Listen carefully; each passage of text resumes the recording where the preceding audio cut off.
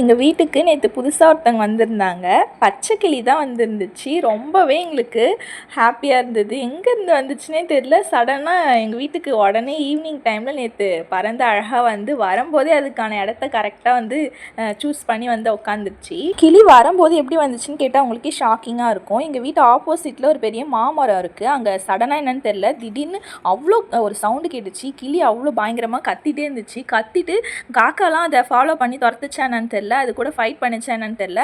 கத்திட்டே ஸ்ட்ரைட்டாக எங்கள் வீட்டில் அந்த ஒரு ஷெல்ஃப் இருக்குல்ல, அங்கே மேலே சாமிக்கு மேலே, அந்த ஷெல்ஃபில் வந்து வரும்போதே அழகாக லக்ஷ்மி கிட்ட வந்து உட்காந்துக்குச்சு. வரப்போவே அழகாக அதுக்கு ஒரு பிளேஸை சூஸ் பண்ணிக்கிட்டு அங்கே வந்து செட்டில் ஆனவர் தான் அங்கேயே தான் இருக்கார் நேற்று ஃபுல்லாக. நேற்று வந்த உடனேவே அதுக்கு பசிக்குன்னு சொல்லிட்டு திராட்சை கொடுத்தோம். திராட்சை சூப்பராக சாப்பிட்டுச்சு. கொடுத்த உடனேவே அழகாக வாங்கி திராட்சை, அதுக்கப்புறம் கம்பு, மாம்பழம் கொடுத்தோம். அது எல்லாமே அழகாக சாப்பிட்டுச்சு. கொஞ்சம் ஒரு சின்ன ஒரு ஏனத்தில் தண்ணியும் வச்சுருந்தோம். தண்ணி வந்து கொஞ்சோன்னு குடிச்சிட்டு நைட்லாம் தண்ணி குடிச்சிச்சுன்னு நினைக்கிறேன். மார்னிங் வந்து பார்த்தப்ப தண்ணி எல்லாமே குடிச்சு வச்சுருந்தது.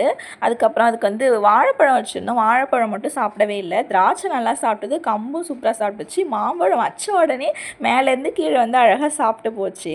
இந்த பேரட் உட்காந்துருக்கிறது கோவில் கூட. நாங்கள் அதை வந்து கவர் போட்டு மேல் ஷெல்ஃபில் வச்சுருந்தோம். சரி கோவில் போகிறப்ப யூஸ் பண்ணிக்கலான்னு சொல்லிட்டு அந்த கோவில் கூட மேலே தான் உட்காந்துருக்கு. மரக்கிளையெல்லாம் உட்காந்துருக்கலாம். அந்த மாதிரி அதுக்கு ஒரு ஃபீல் இருக்கான்னு தெரியல. கீழே உட்கார மாட்டேங்குது. இந்த மாதிரி ஹைட்டாக போயிட்டு உட்காந்துக்குது. உட்காந்து அழகாக வேடிக்கை பார்க்குது. அங்கே ஃப்ரீயாக அதுக்கு நல்லா வெளிச்சமாகவும் காத்தோட்டமாக இருக்கிறதுனால அங்கேருந்து அழகாக உட்காந்து பார்க்குது. சாப்பிடும்போது மட்டும் கீழே வந்துடுது. மேலேயும் எடுத்துகிட்டு போய் வச்சுட்டும் அழகாக சாப்பிடுது. எங்களுக்கு ரொம்பவே ஹாப்பியாக இருந்துச்சு. அது கொஞ்சம் நல்லா ரெஸ்ட் எடுக்கட்டும் அப்படின்னு சொல்லிட்டு விட்டுட்டோம். கிளி வந்த உடனே லக்ஷ்மி கிட்ட வந்து உட்காந்தது தான் எங்களுக்கு ரொம்ப சந்தோஷமாக இருந்துச்சு. கிளி இந்த மாதிரி வீட்டுக்குள்ளே பச்சை கிளிலாம் வந்துச்சுன்னா குட் லக், அதுக்கப்புறம் பாசிட்டிவ் வைப்பாக இருக்குன்னு சொல்லிட்டு கூகுள் பண்ணி பார்த்தோம், போட்டிருந்துச்சு. அதனால் ரொம்பவே எங்களுக்கு சந்தோஷமாக இருந்தது.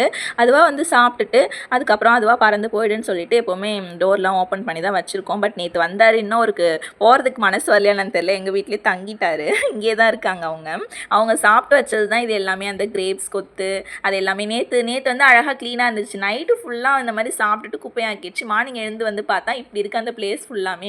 தண்ணிலாம் குடிச்சிட்டு கொஞ்சம் பாத்ரூம் கூட போயிட்டான்னு நினைக்கிறேன். எங்கேருந்து வந்துச்சுன்னு சொல்லிட்டு காமிக்கிறேன் பாருங்கள். இந்த மாமரத்தில் தான், வீட்டுக்கு ஆப்போசிட்டில் ஒரு மாமரம் இருக்குது. அந்த மரத்தில் இருந்து தான் சவுண்டு பயங்கரமாக கேட்டுச்சு. வந்த அப்போ கத்துச்சு. அந்த கத்திட்டே வந்துச்சுன்னு சொன்னோம்ல, அதுக்கப்புறம் கத்தவே இல்லை, அமைதியாக தான் இருந்துச்சு.